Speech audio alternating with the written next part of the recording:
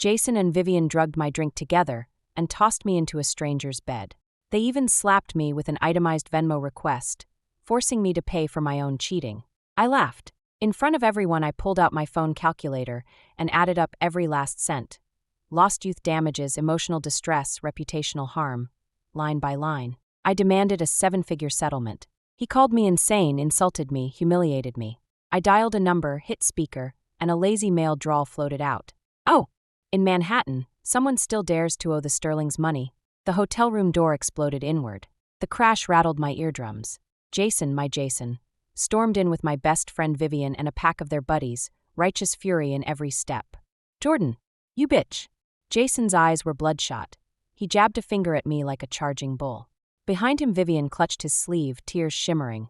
Serena, how could you do this? I huddled in the sheets, dazed. My skull throbbed, limbs like wet sand. Last night was a smeared canvas. I remembered Vivian handing me a drink. Congratulations on the new job. One glass and the world had blinked out. I woke to this circus. A naked stranger lay beside me. Camera flashes stuttered, immortalizing my lowest moment. Keep shooting. Let the world see how disgusting she is. Jason's roar echoed off the walls. 3 years.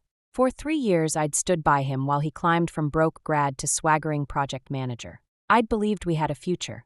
Turns out the future was mine alone to imagine. Serena, we're done. Ice replaced the fire in his eyes. He whipped a thick wad of A4 paper from his briefcase and flung it in my face. That's every dime we spent in 3 years. You cheated, so your half is overdue in full. Paper sliced my cheek like a razor. I picked up a sheet. Line after line, down to the cent. Dinners, movies, weekend getaways, even the Valentine's rose bouquet. Vivian stepped forward, faux sympathy oozing. Jason, don't be cruel. Serena didn't mean it, she's hurting too. From an angle only I could see, she smirked, victorious, taunting. In that instant the jagged fragments snapped together. Of course. Them. I'd sensed it for months. The midnight deletions, the furtive glances. I'd stayed quiet, curious how far the performance would go. Apparently all the way to this sewer. Get me blackout drunk, dump me in some guy's bed, stage a caught red-handed finale, then send me the bill. Bravo! I looked at the two of them and smiled. Under their stunned stares I threw off the quilt, padded barefoot across the carpet, and crouched to gather every single page. Receipts, right? I fanned the sheets, reading aloud. Then I opened my calculator app for the whole audience. Jason, your math is sloppy. My voice stayed soft, but every syllable carried. Dinner and a movie splits? Fine. But gifts depreciate. That purse you gave me? Last season clearance, 30% of retail at best. Oh, and we lived together 3 years, rent, utilities, you never paid a penny. Should we balance that ledger? His face cycled from crimson to verdant. What the hell are you spouting? I kept tapping keys. Plus hotel nights. I glanced up, grin widening. 321 times exactly. Market rate $300 a pop, 96,300. Shared expense, so we split that too, yeah? Gasps circled the room. Jason turned puce. You've lost your mind. I'm not finished. I hit equals and flashed the screen at him. Headliner. My youth, mental anguish, reputational ruin. I gave you the best 3 years of my life, and you try to bury me with photoshopped filth. Jason, can your next 50 paychecks cover that? The figure on the display looked like a phone number. I beamed. Giving you a chance to pay up. No takers. Fine. I speed-dialed in front of them. 1 ring. Speaker on. A sleepy, husky male voice answered. Yo, Serena, what's up? Instantly I sounded broken, tearful. Chase, someone set me up, drugged me, took nudes. 2 seconds of silence. Then the drawl froze into razor-edged steel. Oh, in Manhattan, somebody still thinks they can owe Sterling money and lay a finger on Sterling people. Text me the address. Jason and Vivian flushed white. Who did you call? Jason's voice cracked. Chase. Since when do you know Chase? I ignored him, hung up, dropped a pin, and leaned back against the headboard. Wait and see. Vivian cracked first. She clutched Jason's arm, whispering, She's bluffing, right? Just showboating. Jason inhaled, squared his shoulders, and pointed a shaking finger at me. Serena, cut the theatrics. 27 grand, cash or card, today. Or these photos hit your company's Slack, and every recruiter in Manhattan. I raised an eyebrow. Post away. My calm broke their bravado all over again. The hotel room door hadn't been pulled shut. Down the corridor came a rush of heavy, urgent footfalls. They advanced from far to near, perfectly synchronized, carrying the chill scent of a slaughterhouse. Seconds later a tide of black-suited, Sunglassed bodyguards flooded in, packing the cramped room until the air itself seemed to thin. Jason and Vivian cringed in the corner, shaking like trapped mice. The crowd parted down the middle. A man stepped through at leisure. He wore a black silk robe, impeccably cut, the collar slightly open to reveal carved collarbones. His hair was tousled, as though he'd just left a bed that cost more than most apartments. Yet the careless mess did nothing to dull a face handsome enough to make angels weep. Those long peach blossom eyes curved upward in a smile that froze the blood instead of warming it. All of Manhattan knew that face. The legend said if he so much as stamped a wing-tipped heel, the island would shiver itself awake. Chase, sole heir to Sterling. Jason and his crew had only ever known me as Serena, an orphaned finance grunt with a modest resume. They had no idea I'd grown up under the same Sterling roof as Chase, that we'd split peanut butter sandwiches between Latin and calculus. Chase swept the room once. When his gaze landed on me intact, the frost in his eyes thawed a single degree. He closed the distance, shrugged off his robe, and wrapped me in it as though dressing a porcelain doll. "Serena, someone made you cry?" His voice could melt chocolate at 20 paces. Jason's jaw hung slack. A soft-boiled egg could have fit inside. "M. Sterling." Chase glanced at him as if only now noticing the furniture could speak. "You're the one billing my girl." A casual kick sank into Jason's gut. Jason folded with a grunt, a shrimp left in the sun, before two bodyguards pinned him flat. Without another look, Chase turned to Vivian, who was vibrating like a broken coin sorter. He lifted her chin with two lazy fingers. "Word is, you slipped my sister a little chemistry set, then called the paparazzi." Vivian's composure collapsed, tears and snot raced down her cheeks. "And no, it wasn't me.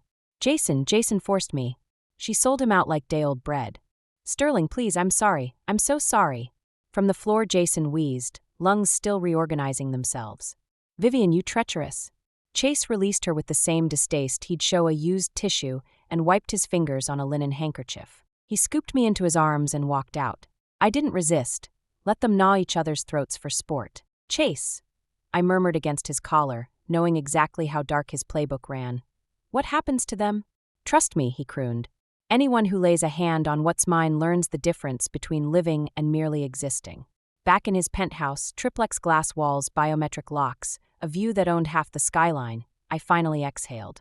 He set me on a cloud-gray sofa and knelt, inspecting every knuckle and eyelash. "Any pain? Dizziness?" "Brother, I'm fine." I shook my head, warmth pooling behind my ribs. "You already sensed they were rotten, didn't you?" A trace of self-reproach shaded his tone. "Why didn't you loop me in sooner?" I wanted to finish the puzzle myself, see how low they'd crawl. Plus, I'd already built a case file. I powered up a second phone and opened an encrypted folder. 2 months of evidence marched across the screen. Screenshots of their torrid WhatsApp logs, time-stamped hallway footage from 4 different hotels, the piece de resistance, a dashcam audio file. Chase watched the thumbnails stack up, his expression darkening like a sky before hail. "Serena, that was reckless." He stroked my hair, infinitely gentle. "If their poison had hit harder." "It wouldn't," I cooed, nuzzling his shoulder like a smug cat. "You've always had a guardian detail 3 steps behind me." He sighed the sigh of every older brother outfoxed by a baby sister. "Brat." He tapped the recording. Jason and Vivian's voices oozed through the speaker, foul and gloating. "Jason, when are you finally dumping that idiot Serena?" "Relax. She worships me, hands over every paycheck, pads my quarterly numbers, best ATM I've ever dated. Why trash a perfect tool? But our engagement gala's next month. I can't wait much longer. Patience, babe. I'll squeeze her dry first. She just landed a 50 grand bonus.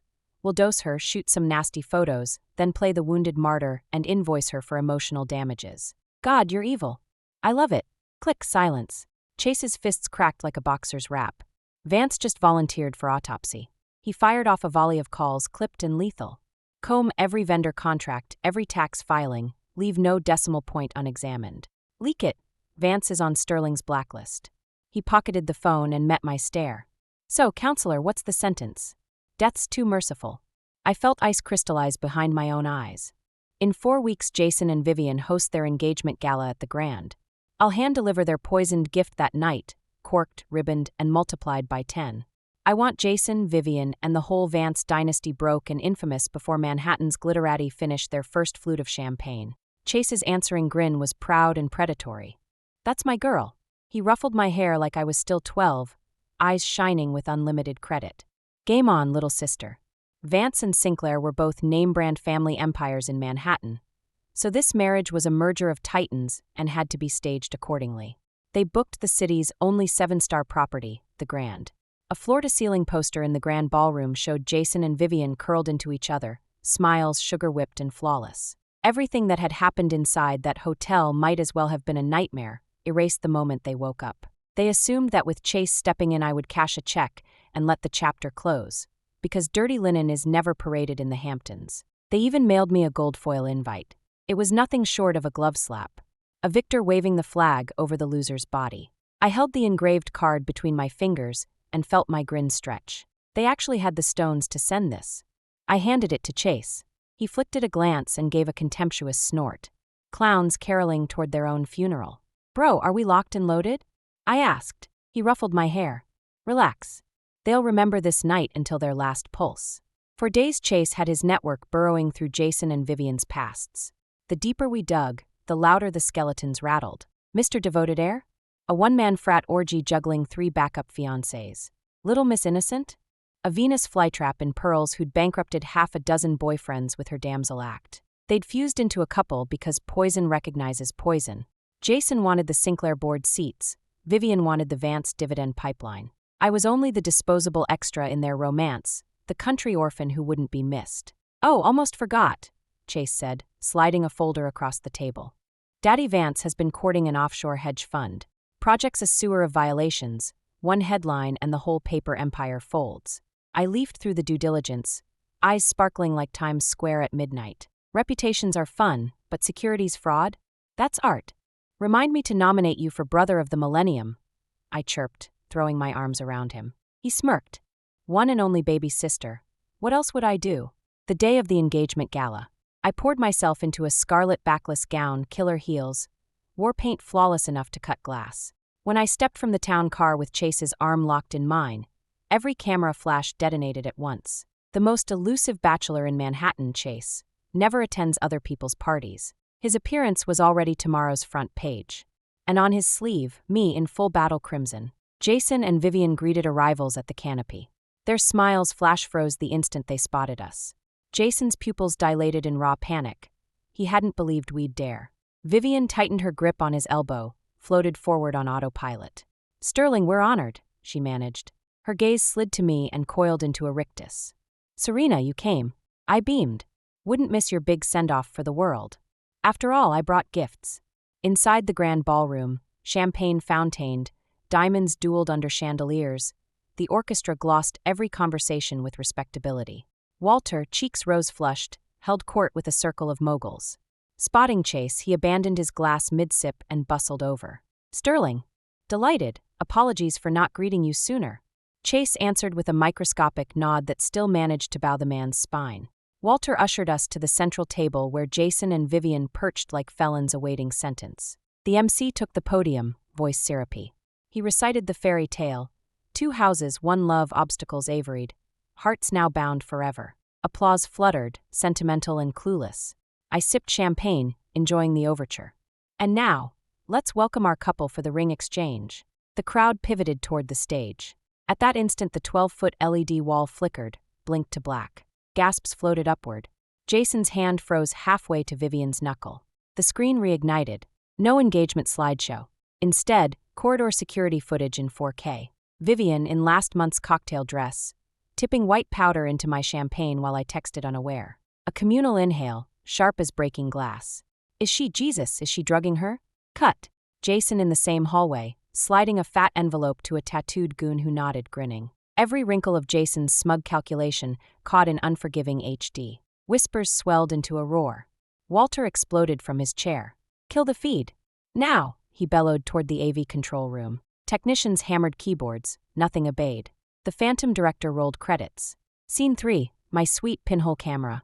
Vivian arranges my unconscious body, rips her own blouse, hisses stage directions while Jason snaps evidence.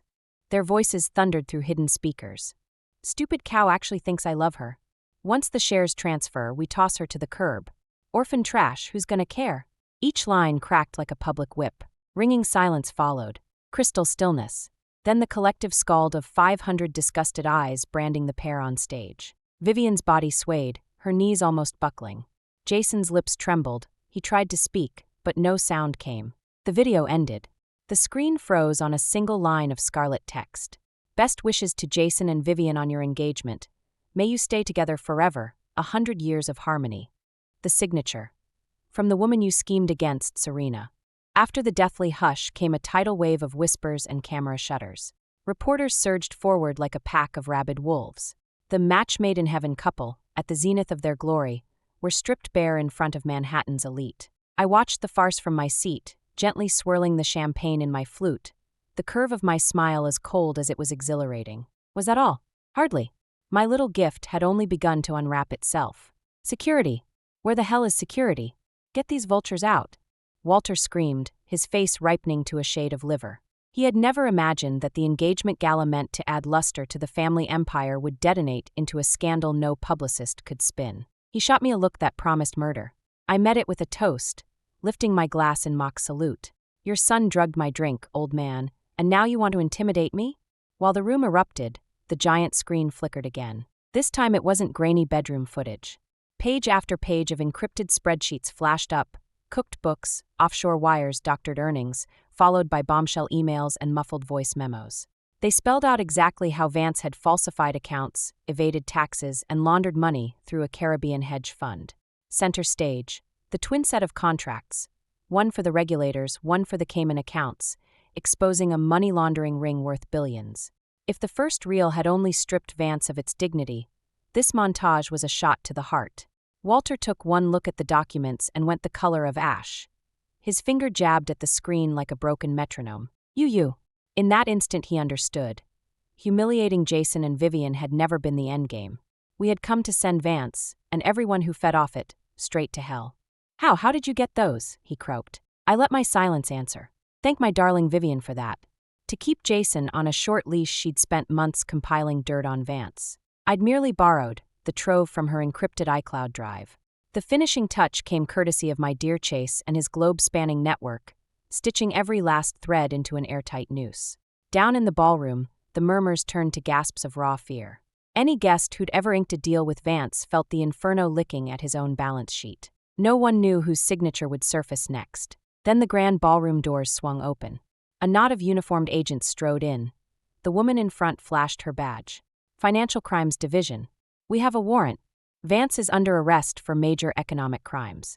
Chairman Walter, you're coming with us. Walter's legs folded like cheap lawn chairs. He hit the marble in a heap. Jason and Vivian stood frozen, pupils blown, realizing a simple breakup had mushroomed into Armageddon. Empire, pedigree, trust funds, every golden promise evaporated in a single night. The agents snapped cold steel around Walter's wrists. As they hauled him past the head table, he lunged at me, spitting foam. Bitch! You did this. All of it. Chase lifted a brow. 2 bodyguards slammed Walter back down. I rose, walked over, looked down at the squirming patriarch. Sam, there's an old saying. Heaven's sins are pardonable, self-made sins are not. The moment your son and soon-to-be daughter-in-law decided to frame me, they wrote this ending themselves. I watched the Vance men disappear through the service corridor, then glanced at Vivian still on the dais. Eyes hollow, complexion the gray of wet cement. What surged through me was not savage triumph, but the stillness that arrives after the last chess piece clicks into place. Chase stepped beside me, slipped his tuxedo jacket over my shoulders. Show's over. Let's go. I nodded, threaded my arm through his, and walked away. Behind us, chandeliers swayed over uproar and shattered crystal, but the noise felt oceans removed. We had barely cleared the hotel steps when a man blocked our path. Mid-50s, refined, shoulders beginning to stoop. His gaze held guilt, resignation, and a plea he clearly hated to voice. Ellis, he rasped. I recognized him at once, Victor, Vivian's father, chairman of Sinclair. Quinn? I asked coolly. Chase moved half a pace forward, already shielding me. Victor offered a weary smile. Sterling, Ellis, I mean no harm. He bowed, slow, deliberate. Tonight was my daughter's doing. I failed as a parent. I apologize on her behalf. His contrition sounded genuine, but I knew he hadn't chased us down for contrition alone. Say what you came to say, Victor. Chase cut in, voice glacial. Victor exhaled. Vivian deserves whatever's coming. I won't beg for leniency. But she's still my child. I can't watch her sink without at least. He trailed off, the sentence too heavy to finish. I could fill in the blank. Vance was rubble. Sinclair was next. Though Sinclair's tentacles weren't as deep in the laundering web, they weren't spotless. A forensic audit would flay the company alive. So you're here to bargain? I asked, tone neutral. Victor shook his head. Not bargaining. Offering. He produced a USB drive and held it out. Inside are complete records. Every dirty deal Walter ever made. Every partner he ever bribed. What you showed tonight is the trailer. This is the full film. Chase arched a brow. And you're handing it over because... A flicker of steel sharpened Victor's eyes. I knew sooner or later Walter would self-destruct. I tried to pull Vivian out. She wouldn't listen. So I built my own insurance file. I thought I'd have years to decide how to use it. Turns out I only had tonight. He met my gaze, something like relief washing across his features. Do with it what you will. Burn them all to the ground, or save what's worth saving. Right now, I'm handing these materials to you. I have only one request. He looked at me, his gaze pleading. I'm willing to cooperate with the police and testify against Walter. Make amends for my crimes. All I ask is that you leave Vivian away to survive. She did wrong and we accept the legal consequences. But I beg you, don't annihilate us in the marketplace. Give Sinclair one gasp of breathing room. I stared at his salt and pepper hair, at the crow's feet webbing the corners of his eyes, and something inside me shifted. A parent's love is bottomless. Even though his daughter is beyond redemption, he still wants to shield her. I didn't answer immediately. Instead, I looked at Chase. Chase read my silent question. Turning to Victor, he said calmly, the law will give her a fair trial. As for Sinclair, he paused, eyes sliding to me. My sister has the final say. Victor's gaze snapped to me, bright with desperate hope. I let the silence stretch. Victor, did you know? When Vivian drugged my drink, she and Jason discussed selling me to Southeast Asia. They said an orphan like me could vanish overnight, and no one would care. My voice was soft, but every word stabbed like a needle. His face drained to the color of ash. He swayed, barely able to stay upright. What? He couldn't believe his ears. I regarded him coldly. So tell me, does she still deserve forgiveness? Tell me, does Sinclair deserve a single breath of mercy? I didn't wait for an answer. Looping my arm through Chase's, I walked past him. Behind us, Victor's choked, aging sobs broke free. The engagement gala scandal tore through Manhattan like a Category 12 hurricane. Vance's stock plummeted, erasing $10 billion in a single day. Next, a joint task force of tax, commerce, and federal agents sealed the headquarters. Every file, every server was impounded. Chairman Walter was formally arrested on charges of laundering, fraud, and tax evasion. A long prison sentence waited at the end of the road for him.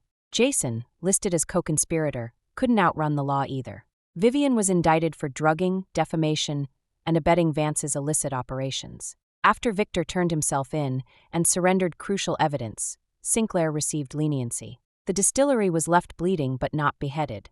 Yet Vivian's fate proved no gentler than Jason's. I later heard that when Victor learned his daughter had plotted to traffic me, something inside him died. He took out a full-page announcement. Vivian was disowned, cut out of the Sinclair trust, disinherited to the last cent. The once golden heirs crashed from heaven to asphalt overnight. They would face cages of steel and cages of public contempt alike. Ruined, reviled, ruined again. My final Jamie to them. The sun was perfect that afternoon. I sat in the garden of Chase's Hamptons villa, eyes closed, letting the light pool on my skin while he clipped the rose bushes. He wore a white linen shirt. Sunset glazed his edges in molten gold.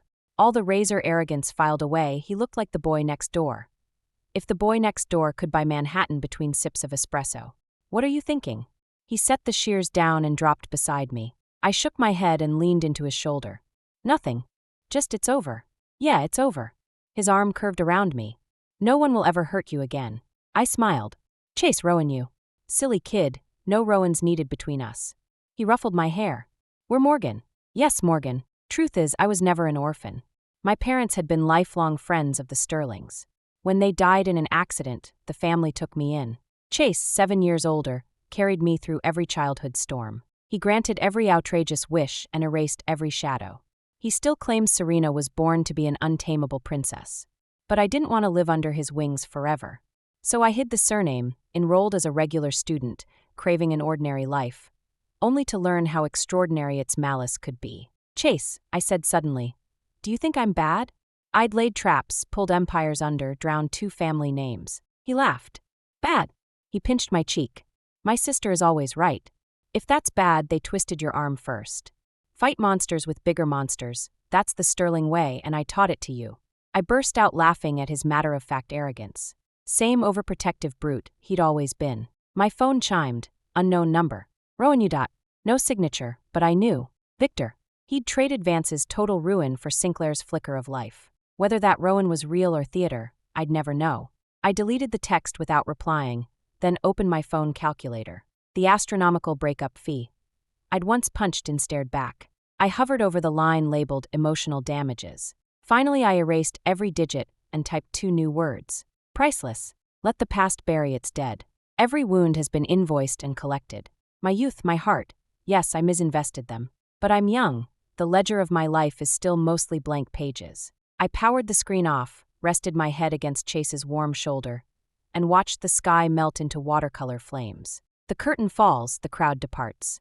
This farce at last ends in silence. Rowan you for listening. On a scale of 1 to 10, how would you rate our story? If it earned your time, please like and share. Tell us your thoughts below, and subscribe for the next tale. See you next chapter.